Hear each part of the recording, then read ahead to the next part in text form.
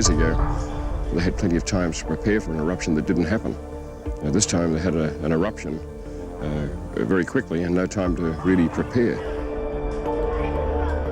The best comparison is actually the eruption of both Vulcan and Tvörver in 1937. They both erupted at the same time, like we're having at the moment. I can only see about 20 metres away from the observatory. The whole town is covered in a thick blanket of grey ash that is being blown by the wind from both volcanoes towards us.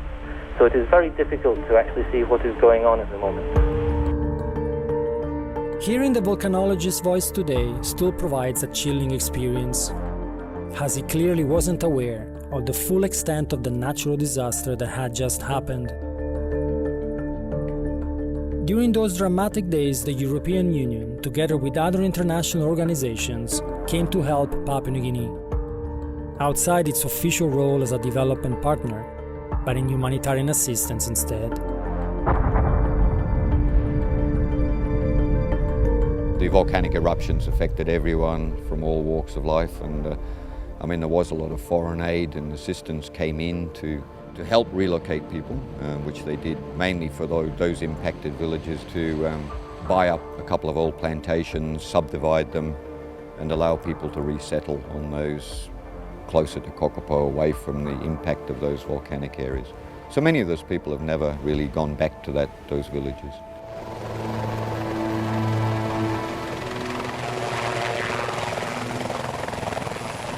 The EU was among the partners who reacted very swiftly after the eruption. Actually, I still remember that nobody was expecting the volcano to erupt. There was no prior indication that we will have such an eruption. So it came as a surprise to everyone. And in fact, there was devastation everywhere. The first response was through our humanitarian program, which was really to support short-term needs to the displaced population.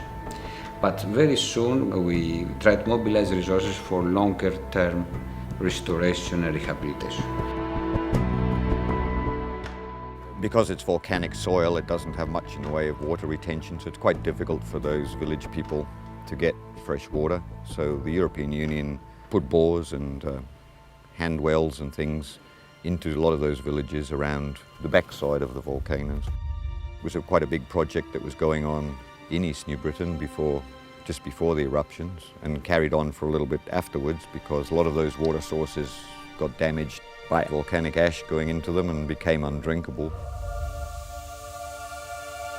It was really one of the most impactful operations we ever did in the country, and I'm very proud for that, because it was really the acute need of the displaced population. I think we prevented a lot of diseases spreading at that time, and this was really one of the successful operations because we did it in a matter of days.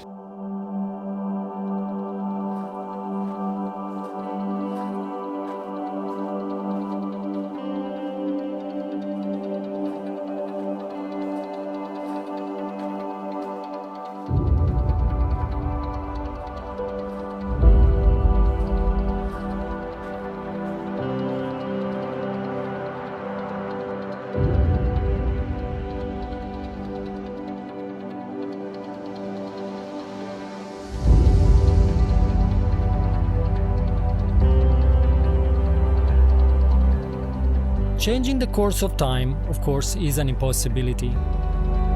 But one of the things that we have learned as we looked back into the history of this relationship is that international cooperation has a reason to exist in today's world. From economic development to political cooperation, the European Union and Papua New Guinea have embarked on a journey together to tackle some of the most pressing issues of our time. Not only in the past, but most importantly, into the future.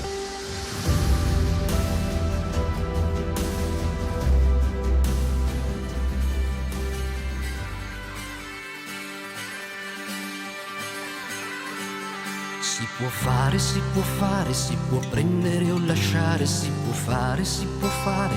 Puoi correre, volare, puoi cantare, puoi gridare, puoi vendere e comprare, puoi rubare e regalare, puoi piangere piangere e ballare, si può fare, puoi prendere o lasciare, puoi volere, puoi lottare, fermarti e rinunciare, si può fare, puoi prendere o lasciare, si può crescere, cambiare, continuare a navigare.